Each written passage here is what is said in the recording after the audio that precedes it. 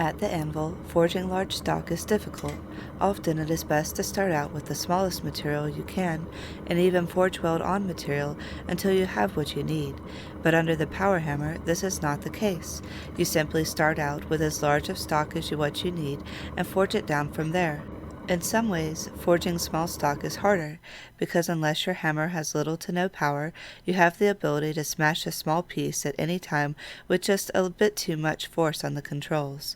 To make matters worse, you have to hurry because little material, like 3/8 inch or even 1/4 stock, will lose its heat very fast, and you will have a hard time forging it aggressively enough to put much heat back in it. Even after you become experienced at forging a taper, you should always keep pushing to be more aggressive. However, if you're not careful, you will pinch the end of your work, especially the small stuff. But before you lose your patience and take that 1/4 inch round bar back to the anvil to draw it out, try this instead. Mount a stop block that is barely the size of the tip of the taper you want to draw.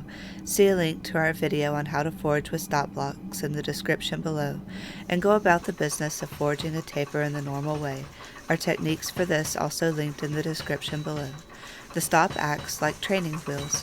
It allows you to forge aggressively, but if you do go too far, you won't ruin a piece of work. But even more so than a crutch to keep you from destroying your work, the stop in some cases can be used to allow you to chop material down faster than you would no matter how good you are.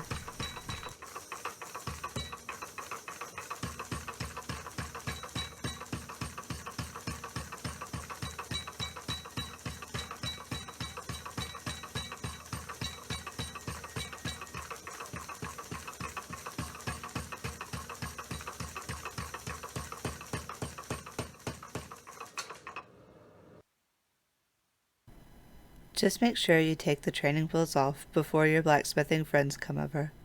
Thanks, and subscribe to keep up with what is new with Blue.